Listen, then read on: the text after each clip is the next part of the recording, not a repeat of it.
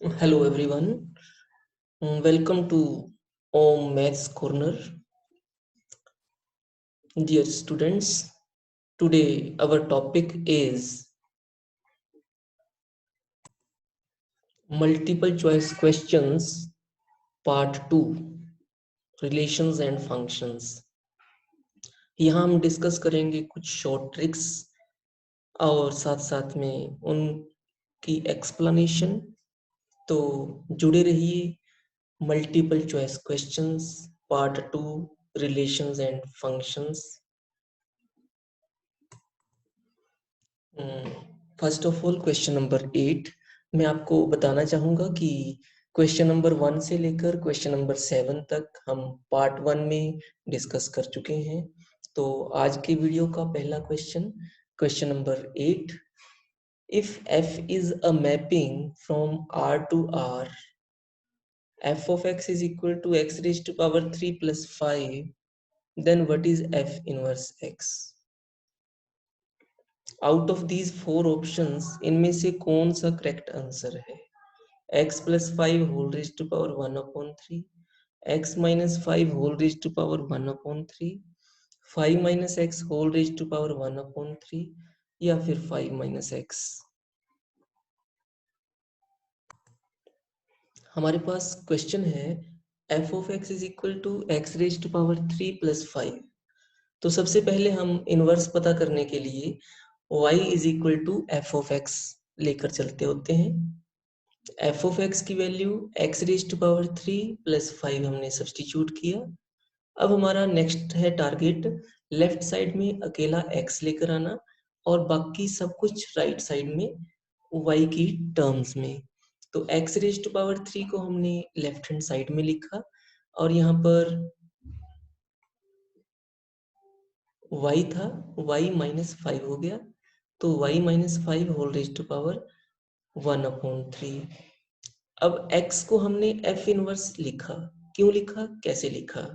क्योंकि y is equal to F of x होता है। दोनों साइड में f इनवर्स से मल्टीप्लाई करेंगे तो f इनवर्स y बन गया x।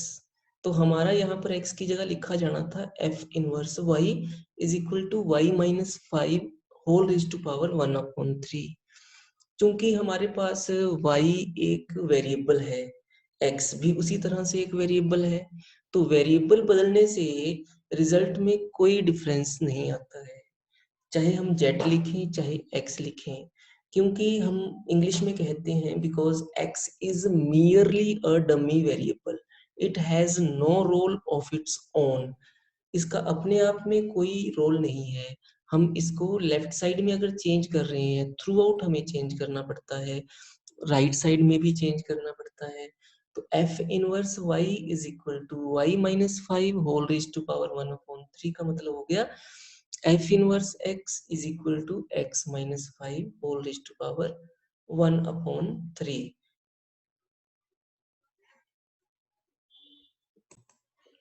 तो according to question number 8, f is a mapping from real number to real number. f of x is equal to x raised to power 3 plus 5. The inverse of the function is x minus 5 whole raised to power 1 upon 3. This second part is the correct answer. आइए discuss करते हैं next question. Next question है if f is a mapping from a to b is a function and h is another mapping from b to c, then what is f composition h? ये कौन सी mapping होगी? a to c, c to a, does not exist, none of these। आइए discuss करते हैं इसको, एक example की help लेते हैं सॉल्यूशन निकालने के लिए। मान लीजिए मेरे पास एक f मैपिंग है जिसके ऑर्डर्ड पेयर्स हैं 1 2 3 5 4 1 और g दूसरी मैपिंग है जिसके ऑर्डर्ड पेयर्स हैं 2 3 5 1 1 3। तो इस तरह से f कंपोजिशन g ऑफ 1 से हमने सीधे पहुंचना है f ऑफ 1 बन गया। f ऑफ 1 का मतलब image of 1 is 2, F of 1 की वैल्यू 2 पुट की। अब जी ऑफ 2 मतलब इमेज ऑफ 2 कितनी है यहाँ पर 3, तो 1 कोमा 3, पहला ऑर्डर पेयर क्या बन गया 1 कोमा 3। इसी तरह से 3 की इमेज 5, 5 की इमेज 1, तो दूसरा ऑर्डर पेयर क्या बना 3 कोमा 1। तीसरा ऑर्डर पेयर बनेगा 4 से 1, 1 से 3, मतलब 4 कोमा 3, 4 कोमा 3, 1 3, 3 1, 4 3।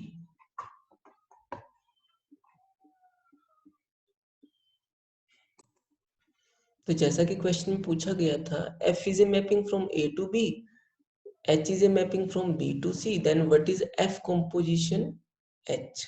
तो वो कौन सी मैपिंग हुई A to C, A to C. So option number 1 is the right answer. Next question है question number 10. The domain and range are same for number 1 a constant function, identity function, injective function, surjective function. तो हमने ये discuss करना है यहाँ पर कि domain and range किसकी सेम होती है।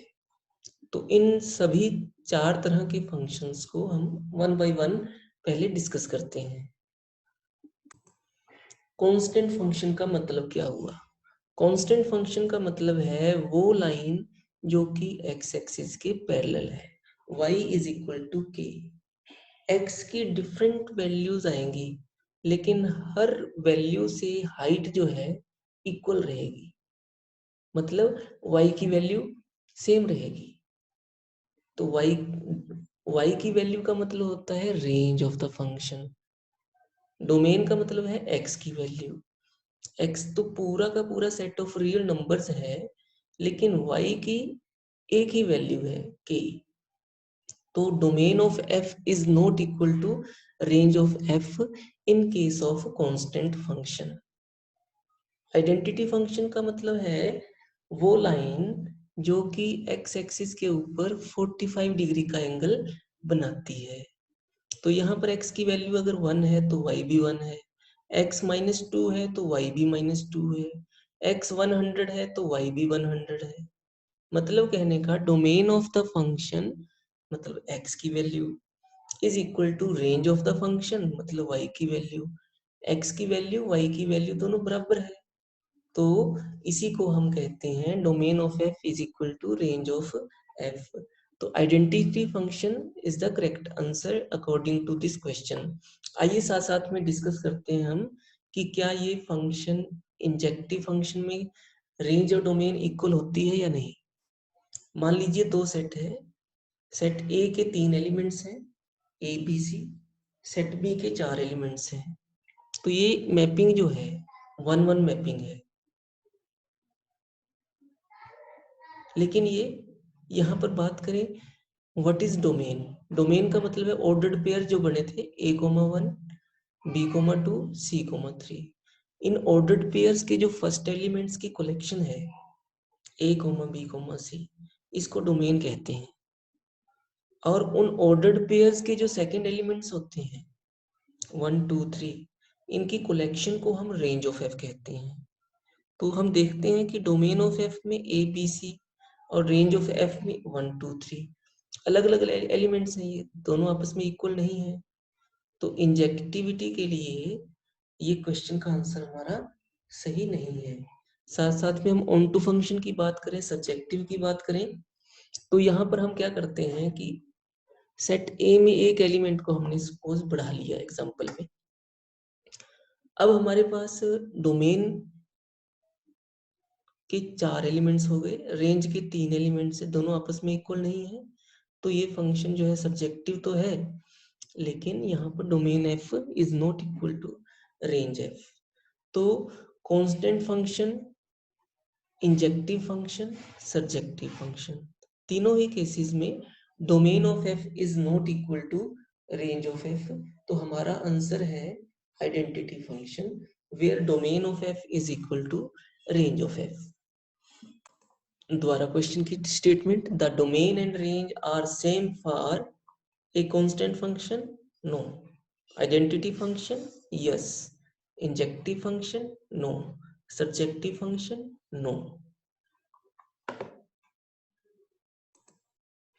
अब हमारे पास next question, question number 11, let f is a mapping from R to R be such that f of x is equal to x raised to power 3 plus 13, then what is f?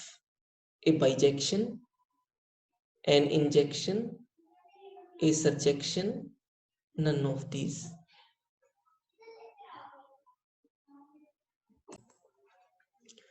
सबसे पहले हम बात करें injectivity की।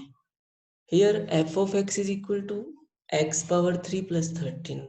If we take f of x1 not equal to f of x2, it means x1 power 3 plus 13 not equal to x2 power 3 plus 13. x1 power 3 not equal to x2 power 3.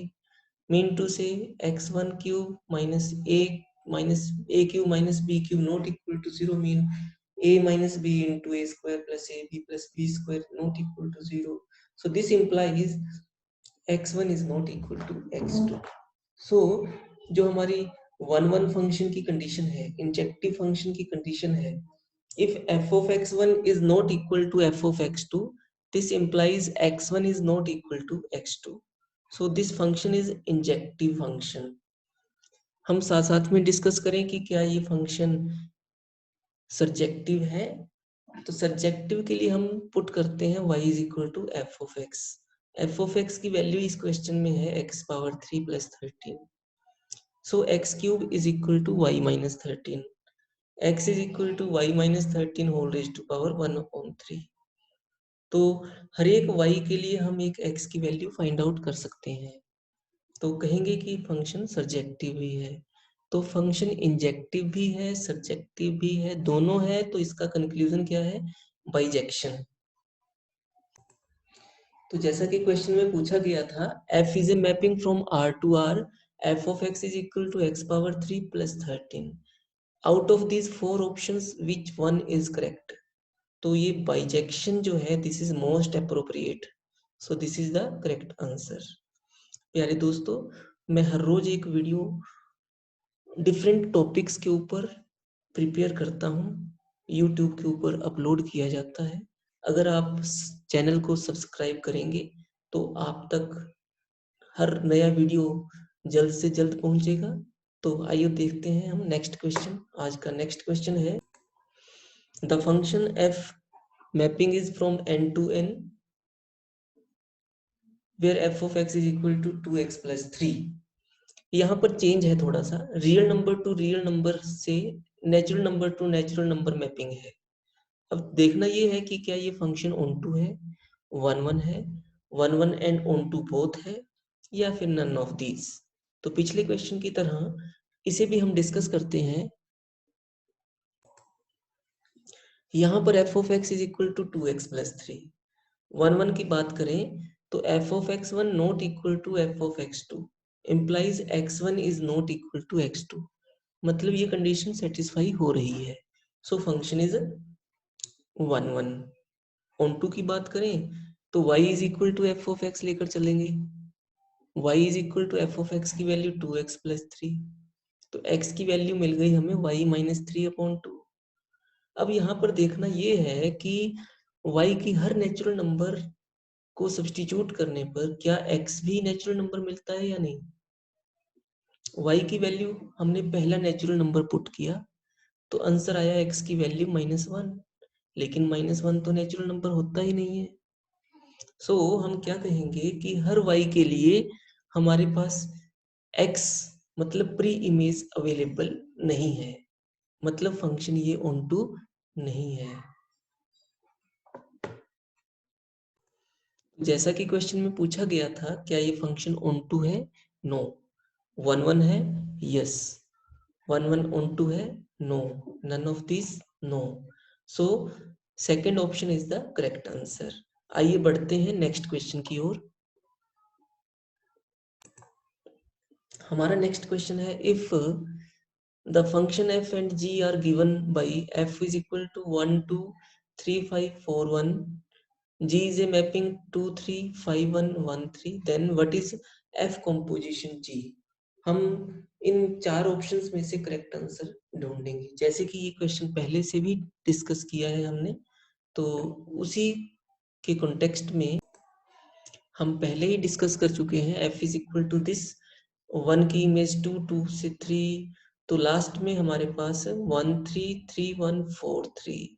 So f composition g जो है किस तरह का function है, इसके ordered pairs क्या क्या हैं, 1 3 3 1 3 1 4 3।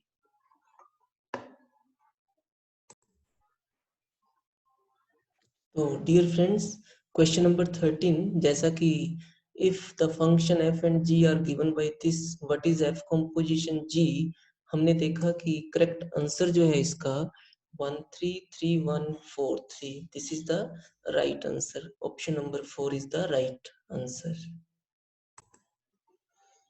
Now question number 14, the total number of injective mappings पता करनी है।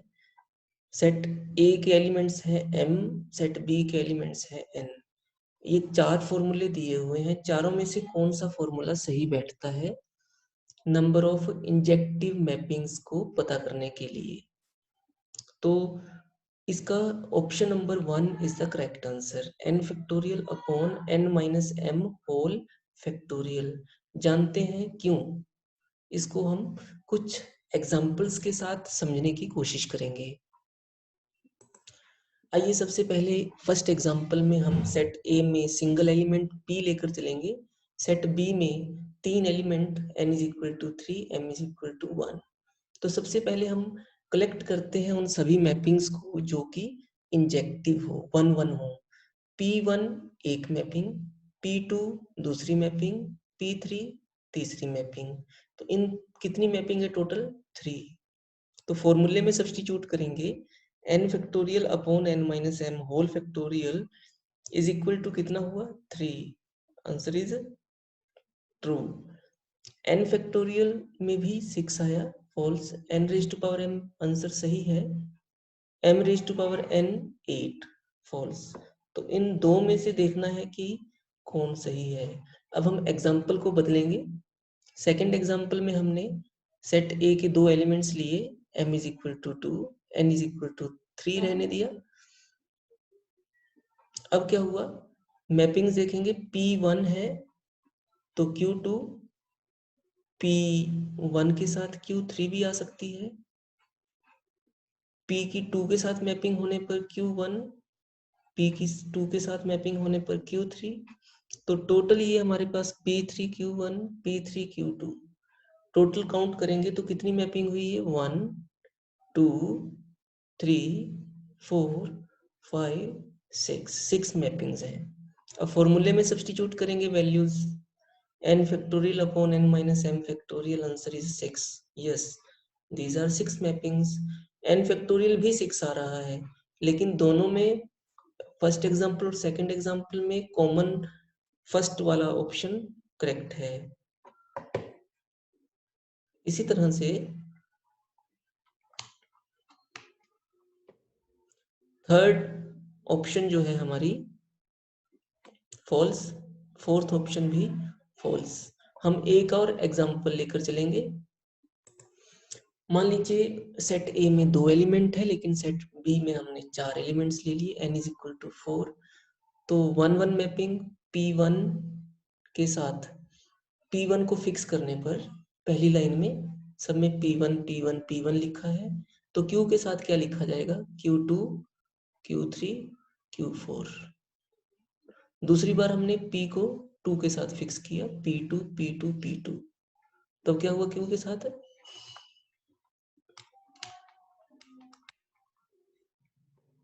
साथ क्या हुआ, 1। ये मैपिंग्स बन चुकी हैं। तो टोटल मैपिंग्स है ये हमारे पास 12। फर्स्ट फॉर्मूले में सेट बैठ रही हैं, ट्रू। सो बाकी 4 ऑप्शंस में रिजल्ट हमारा फॉल्स है। तो इस तरह से हमने